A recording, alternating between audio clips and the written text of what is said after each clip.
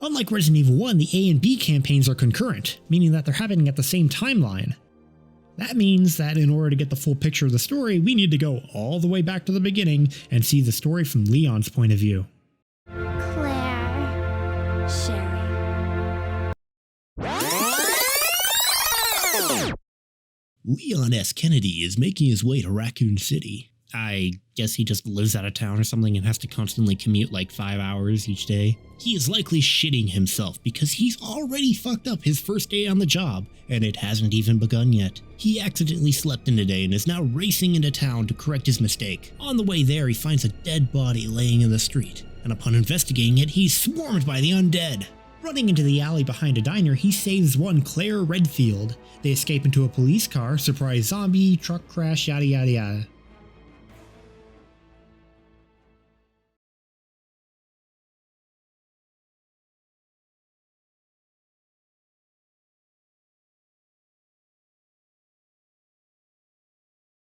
Leon gets stuck on the other side of the wreckage and has to enter through the back, exactly through the same door that those surprise zombies came in, which explains why they were there to begin with. Leon then makes his way through the same levels in a significantly different way than Claire did, which is nice because apart from a few changes in the beginning of Chris's campaign, Resident Evil 1's alternate stories were kinda the same route. Also, if you kill Brad and Claire A, then don't forget to go kill him again to get the key for Leon. He doesn't get a unique gun, but he does get 2 snazzy outfits to try on that make him hold the gun sideways for a kill shot! That's a kill shot! Leon goes up to the police helipad and we're able to see where that originally crashed helicopter came from. Hey! Get over here! Hurry! I can't set her down. I'll drop you a rope ladder. Grab onto it. Come on. Just a little more. Get off me! Stay back! Don't come any closer! Stay back!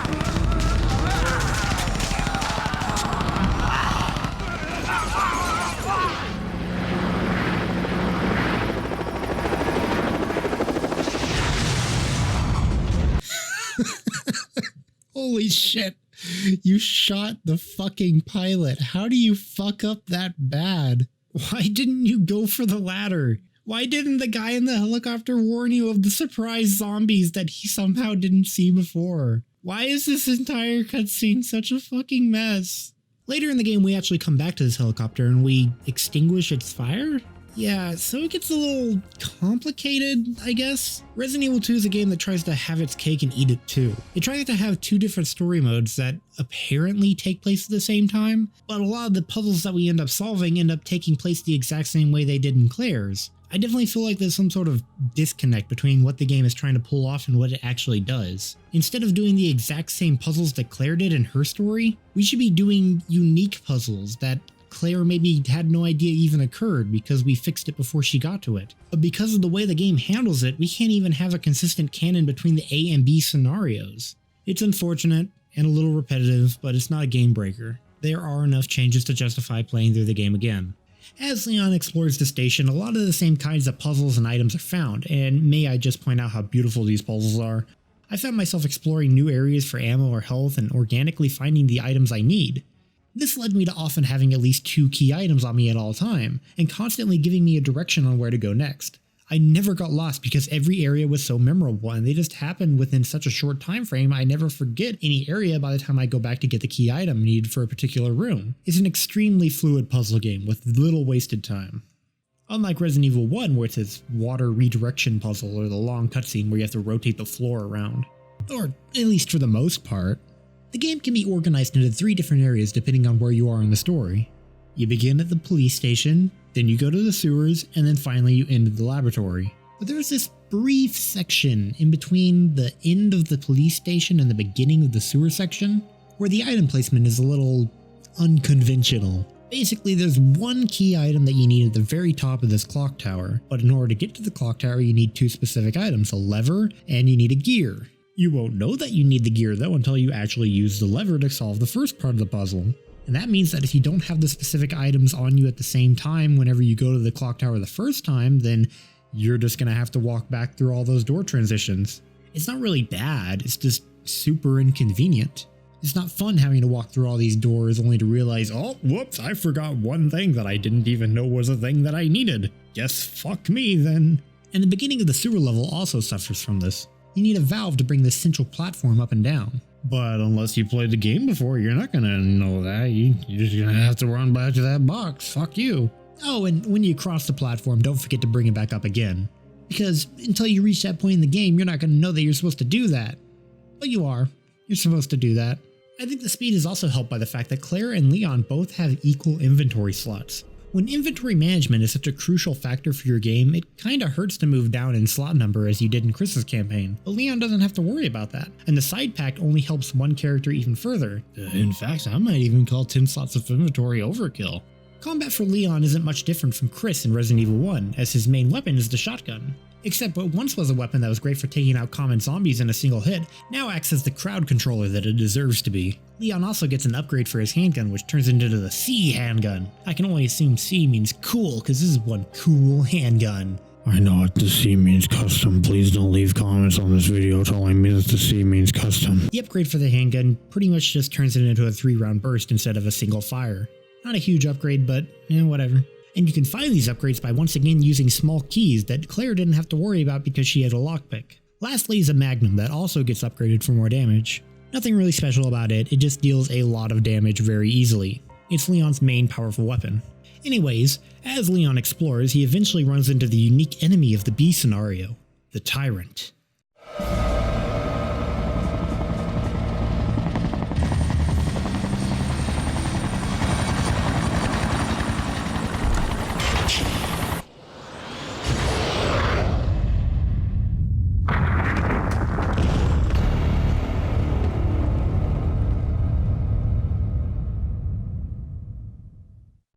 This character has had a lot of names over the years, but the one that seems to have really stuck around the most for some reason is Mr. X.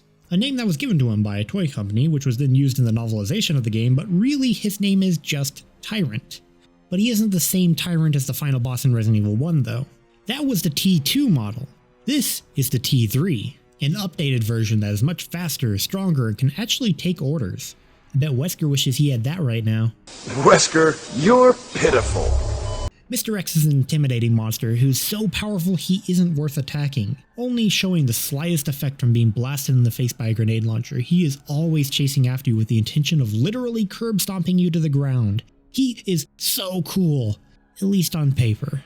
The problem is how he's executed in-game. He will sternly walk up to you in a narrow hallway with very little way to get around him, so you'll likely just bite the bullet, or in this case the side of his fist colliding with your face, and then you'll just run around him. The initial hit doesn't hurt that badly, and once you're past him, he isn't catching up with you. Then you go through the door and all tension dies immediately. He can't open doors. There may be a hulking monster on the other side of 3 inches of wood, but apparently he doesn't care, no one cares. You can just barely escape from him after being cornered and then you just casually continue with your day. Mr. X only appears in a few short scripted sequences, and once you realize that, he's a joke. I think it is worth noting though that the game does try to subvert that expectation. During this area in the middle, you'll be casually solving the puzzle like you did on the first playthrough, but this time once you complete it, boom, he crashes through the wall. He's easy to escape, so you run out the door and oh thank God we got away from him. I don't think we'll be running into him. Oh God, there he is again! Once Leon moves into the police station basement, he meets his supporting character for the campaign, Ada Wong, a woman who came to Raccoon City to find her boyfriend named John that supposedly works for Umbrella. Wait a second. Ada? John? Those are 2 names taken straight from the endgame puzzle in Resident Evil 1. That seems really on the nose, but whatever, no harm I guess. Ada helps Leon move a truck that was blocking the door to the jail in order to find an informant named Ben, who claims to have dirt on Umbrella and Chief Irons. Ben doesn't seem too keen on leaving his cell though, as he seems to be aware of the huge monster roaming around. Okay, I say we leave him in there. Does anyone know where they put the key to this cell? I have it right here, officer. But I'm not about to leave this cell. Those zombies aren't the only things crawling around out there. What was that? Like I said, I'm not leaving this cell.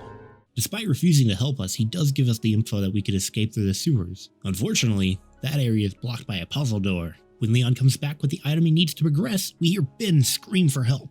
No! Get away! No!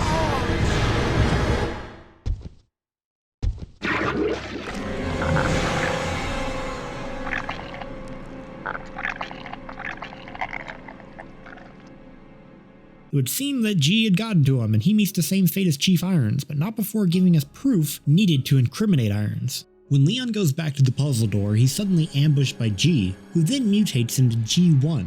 This is the earliest of G's mutations that we actually end up fighting, and instead of using his claws like the other mutations, he just uses a broken pipe. This would be Leon's first boss fight, and I guess technically it's better than the rejected G boss fight in Claire's campaign. At least G1 actually moves towards you, but his speed is so slow and the arena is so small the fight ends up really cramped and then ends within a minute. Maybe he'll hit you like once. It's another disappointing boss. After the fight, Ada finally decides to listen to Leon for once and work together to get out of the city. Thankfully, Ada has normal people legs, so she doesn't get left behind when Leon runs. No more pouty baby ruining video game for us. The duo meet Annette Birkin for the first time, and Ada comes on a bit too strong for her liking, so this causes Leon to get shot and go unconscious. Ada chases Annette and learns that not only is William wandering the city as a horrible monster, but her boyfriend John is definitely dead by now. Which the audience would know if they played RE1. Yeah, there you go. Annette even directly brings up that reference, so... Ada Wong. I've heard that name before. Now I remember. One of the men from Chicago who came to assist the T-Virus research used his girlfriend's name as his password. Ada and John, I believe. That is on the nose. John's dead. He became one of those zombies. My condolences. Where did you get that pendant? It looks exactly like the one I gave Sherry. She dropped it. I've been holding on to it for her. Liar! Give it back to me!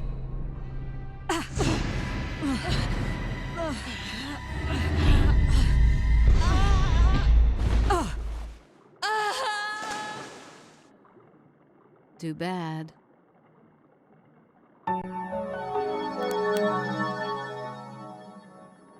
Leon wakes up and meets back up with Ada, who seems to have gotten over her boyfriend being dead awfully quickly. I just found out. John's dead. What? Never mind. Let's just get out of here. The sooner the better. The two continue on in the same secret elevator shaft that Claire did. Here, Leon gets to see this.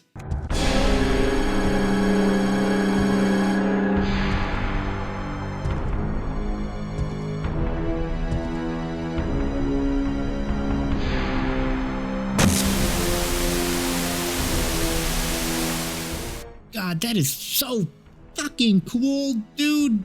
Learning that Mr. X is suddenly in the same room as you and slowly approaching from just around the corner. But again, we can just take a side punch and run right by him. I guess he chooses to chill in that tiny computer room for a while because he doesn't chase us out of the room or anything. He just stays there while Leon casually tells Ada that they can keep going. Leon and Ada ride the elevator down to the lab when Ada gets fucking wrecked. Of course, Leon has to go take care of whatever's outside. Turns out it's G again, but this time he mutates into G3 instead of G2. This form is by far the coolest in terms of design. Any remnants of William still being somewhere in this body is pretty much completely gone at this point, and now he's sporting a cool skull-like head with 4 arms each laced with giant claws. But unfortunately, he plays nearly identical to the G2 fight as Claire. He's slow and you can get a few shots in before you run away. Then you repeat. If you do get caught by one of his attacks, he does this cool combo on you, but the attack doesn't even do enough damage to get you from fine to caution, so its deadliness doesn't really match its appearance. Shoot him enough and he climbs away to go terrorize Claire. The elevator stops due to a power outage, and Leon is forced to take an alternate path to the lab, but not before Ada professes some sort of attraction towards him. But you'll be in danger if you stay with me. I know I've only known you for a short period of time, but I really enjoy being with you. I know I'm not capable of caring about anyone, but I don't want to lose you. We're leaving this place together. Wait here for me. I'll be right back. Unfortunately for Leon, though, the elevator turns right back on as soon as he steps off of it, leaving him to play catch-up by traveling through a power room which has a huge lava pit that I'm sure has some kind of practical use in a fucking laboratory. When Leon does catch up, Ada is missing despite having been injured. Now it's Leon's turn to explore the laboratory area. I discovered a paper that details the usage of a P-epsilon gas, a type of BOW gas, and boy does this shit seem worthless. Hey, so we got this new kind of gas that weakens BOWs but not humans somehow, except when it doesn't. In fact, it actually makes some monsters grow stronger. What the fuck, I told you to make a harmful gas and you're telling me it makes them more powerful? Oh yeah, there's also a giant moth in the lower area of the lab for some reason. It seems like a really out of place enemy, and this is the only place it appears. It's not particularly difficult to kill, it just sort of sprinkles poison dust around that can easily be avoided. I'm not sure why it's here. It's kinda cool that we can see that this bug has turned part of the lab into an alien-like egg room, but it's still pretty underutilized. Leon runs into Annette one last time before she's killed, and she tells Leon that Ada is actually just a spy who is using him to get to the lab, and then steal the G-Virus. Where's that spy you were working with earlier? You know who I'm talking about. What? You really don't know anything, do you? You're so gullible. She's one of the operatives sent here by the agency. The only reason why she came here is to obtain the G-Virus. That's a lie. No, it's the truth. I discovered this when I did a background check on her. She specifically got close to John and became his girlfriend to get information about Umbrella. That can't be. I know her. Ada wouldn't do something like that. If you don't want to believe it, I don't really care. You're about to die anyway. Leon has a hard time believing that, but is interrupted by Mr. X. Leon then gets cornered by Mr. X, and Ada shows up to save the day.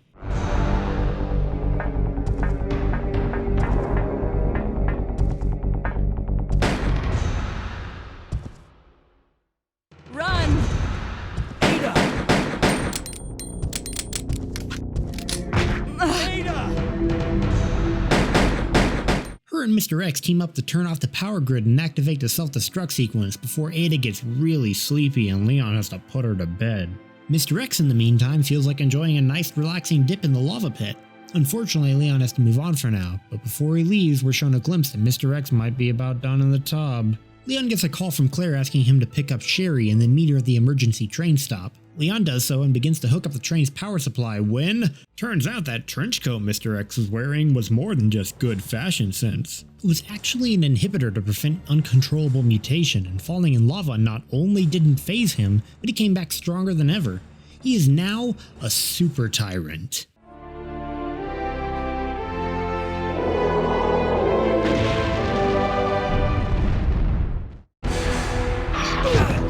And so begins Leon's final boss fight. In Resident Evil 1, the final Tyrant fight was one of the best in the game. Here, he is kinda disappointing. Super Tyrant is much more wider than the original Tyrant, making it much harder to avoid his long swings. He's also constantly riding your ass because he just loves this charge attack, with very, very little recharge time in between each swing. This charge attack will pretty much cover any distance you have between him and yourself. So we're back to the Resident Evil 1 logic of it's too hard to avoid, so I might as well just stand still and keep shooting while healing every so often. To make it even less climactic, you can actually end this in 4 to 5 shots with the Magnum. After enough damage is dealt, or enough time passes, a mysterious figure that totally isn't Ada drops a rocket launcher for Leon to finish the fight with. Game over.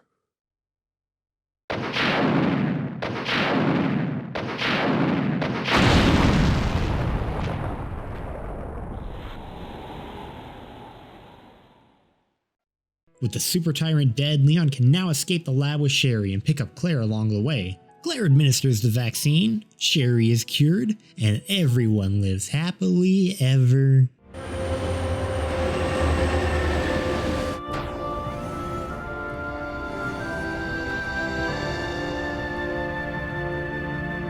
Goodbye, Ada.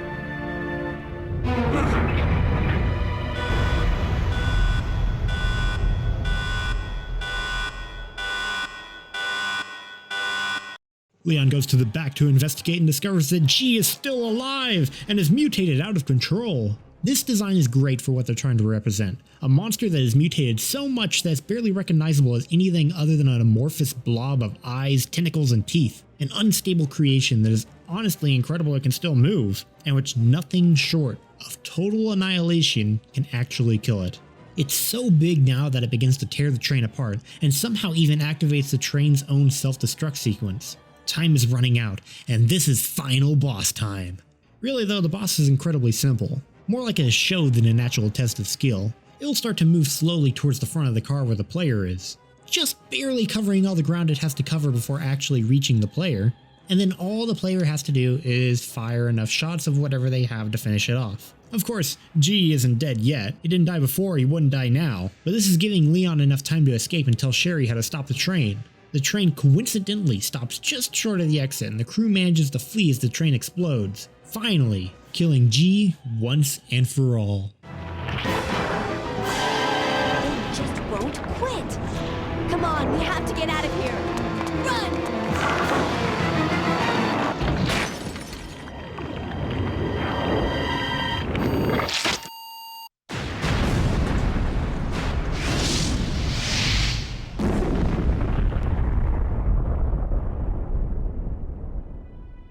So, it's finally over.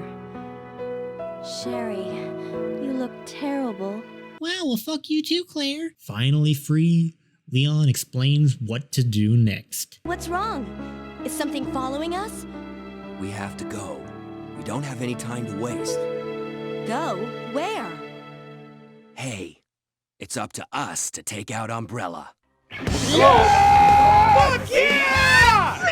What? Yeah! Yes! Depending on how well you did in the game, you'll be giving a ranking at the end. Highest rank in the US version is the A rank, but Japanese highest is S. The rank is determined by 3 factors: how fast you beat the game, how many times you saved, and how many first aid sprays you used. Meaning that if you slip up in one category for whatever reason, you can still get the highest rank, which is a great way of not being too strict on the guidelines. Your ranking will net you infinite ammo submachine gun, minigun, and the iconic rocket launcher. Once again upping the ante on what was given in Resident Evil 1, as that game only gave you the rocket launcher. Resident Evil 1 was flawed, but a sturdy starting position, and Resident Evil 2 took full advantage of it.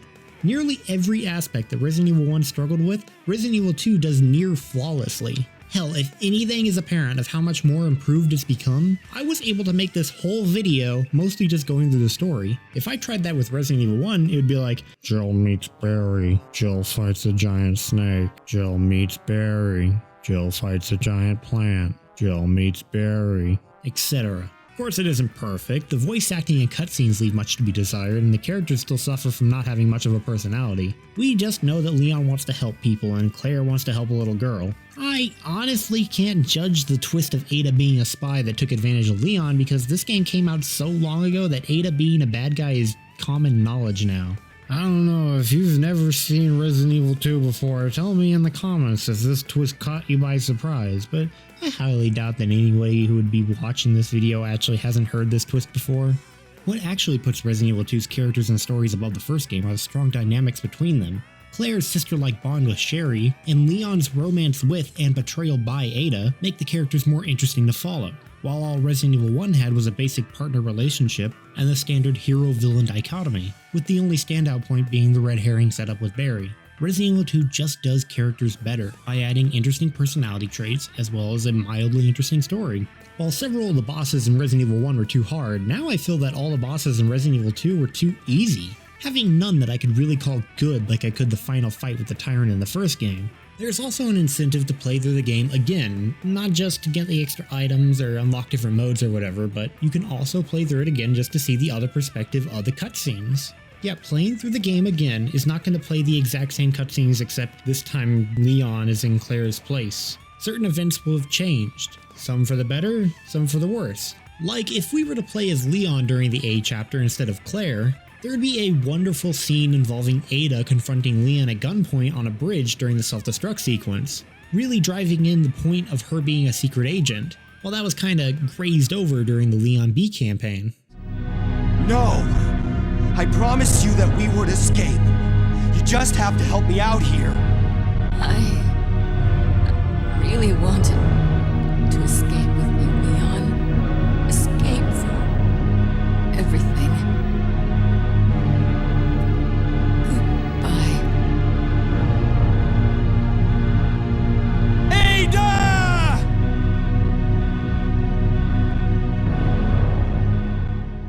But the Leon B campaign had Ada supposedly dying in his arms, which was a lot more emotional. Also, Ada is always the person who throws the rocket launcher to the main character you're playing during the B scenario at the Super Tyrant fight. And since Claire doesn't even meet Ada, it makes a lot more sense for her to throw it to Leon than it does to Claire. Who are you? This just encourages the player to play through the game again to get the full picture. Overall though, Resident Evil 2 is a near perfect game that is totally worth playing if you haven't played it before. And unlike the Resident Evil 1 remake, the Resident Evil 2 remake deviates so strongly from the source material that you can totally play both the original and the remake for two unique experiences. And I'm gonna give Resident Evil 2 an... Wait, what's this? After beating the game, you unlock two new modes that you can play through: the Fourth Survivor and Extreme Battle Mode. Fourth Survivor is a short minigame that details the escape of the sole survivor of William Birkin's attack on the Umbrella Troops. In the game, he's referred to as Agent, but nowadays we know that his name is Hunk, and the Resident Evil fandom seems to think that he's just the coolest badass ever, and that's sort of what the series molded him into through fanservice in later titles. The game mode itself focuses entirely on learning how to get the most out of a predetermined inventory, and how to fight and maneuver your way through the sewers area all the way to the helipad on the second floor of the police station. So is it good? Well, kinda. Resident Evil is survival horror, a genre where combat is not the main focus of the gameplay. Evading more so, but making a mode where the main thing you do is just shoot and dodge is fairly shallow and not exactly where the game's core strength lies. Beating this game mode also doesn't give you anything besides bragging rights. There is still fun found here, but it's the kind of game where once I complete it, I never want to touch it again. The second mode is Extreme Battle. This is like a really long Fourth Survivor, except slightly randomized, much easier, and much longer. You can begin by playing as Leon and Claire along with two hidden characters. Oh man, I wonder what they could be. Spoiler, they're Ada and Chris. You play from the end of the game, the lab level, all the way back to the police station. So basically you're playing the whole game in reverse, while picking up ammo and whatnot along the way. Once you reach the police station, you have to find 4 antivirus bombs that are randomly hidden around the police station. I don't know what exactly makes them antivirus bombs. They kind of just look like normal bombs to me, but whatever. Finding these bombs can take forever, and you are just showered with ammo you probably don't need. You're probably supposed to avoid some of these ammo deposits so that way you can get a better time at the end, but you're rewarded all the same regardless of your time, so I don't care. Beating this game mode also offers you nothing, besides the extra characters to play more battle mode with, so no thanks. There is one more hidden mode though, the Tofu Survivor. To unlock Tofu Survivor, you must have unlocked the Fourth Survivor and cleared Leon A, Claire B storylines 3 times with an A ranking, which is certainly a tedious task to perform. Tofu is a test model that was used to test the game's in-game collision during development, but was also decided to be put in as a unique mode of its own. That's right, his! According to the wiki, this giant sentient block of tofu is male. Tofu runs through the exact same course as Hunk did, where the main difference being that Tofu only has a knife and 2 herbs. Yeah, you have basically no way to defend yourself. This run is entirely about perfecting the art of evasion. I swear though, Tofu must have a greater pool of health or something though, because I was able to take much more damage here before I was dropped into danger. I initially dreaded playing this minigame because of the whole knife only thing, but it actually wound up being the most fun of all the bonus minigames. I learned how to do some impressive dodging feats and I feel like a badass because of it. I learned that you can bait physical attacks from the Ivies and then run right by them. I learned how to get Mr. X to wind up a big punch to get around him. I'm not a big fan of how difficult it is to unlock this mode, but it was really fun to play. Unfortunately though, it also doesn't offer anything in terms of completion. Just this funny image of the guys eating tofu. Haha, he survived, but then he got eaten at the end. So most of the additional modes were a passable little distraction that you can play if you really want more Resident Evil 2. But I'm not sure if they're worth your time, especially Tofu mode with its ridiculous standards to unlock. They certainly don't hurt the game as a whole, and additional content is always appreciated in small games like this. Resident Evil 2 is not a perfect game, but in comparison to the first entry, it's a perfect sequel. Perfect sequel. I like that. I'm sure nobody else has ever called it that before. Resident Evil 2 is what I like to call a perfect sequel. It's a textbook example of how to do a sequel properly. I think it's a perfect way to build upon what Resident Evil was. This is one of the best sequels of all time. For making the perfect sequel. Oh, fuck. Okay, well, it's a common phrase because it's true. Resident Evil 2 is a crazy good improvement upon the original, and it was setting some pretty high standards for any sequels that would come. I would give Resident Evil 2 an 8 out of 10. Of course, putting it above Resident Evil 1. Join me next time as I talk about the misplaced sequel that is Resident Evil 3 Nemesis.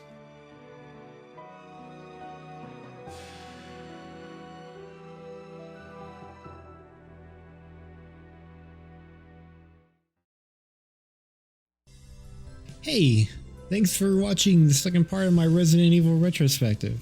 Reception on the first one has been small but positive, and I definitely appreciate any kind of feedback I can get on this.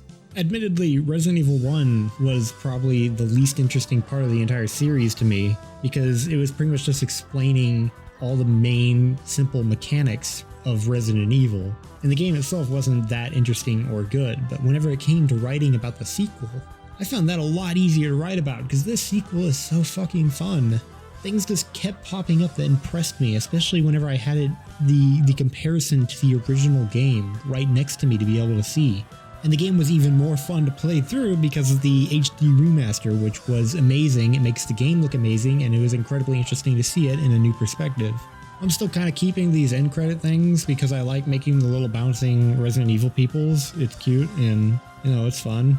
Of course, if one day this ever becomes popular enough, this is where the Patreon supporters will go. Of course, we don't have any at the moment, but this series is just so much fun to talk about, and it feels good to finally be able to get my words out there because I've always dreamed of making a retrospective series like this. Of course, I have a lot of things going on like college and artwork commissions at the moment. They get in the way of me making the video, but they come out slowly but surely. I hope that you'll stick around for more.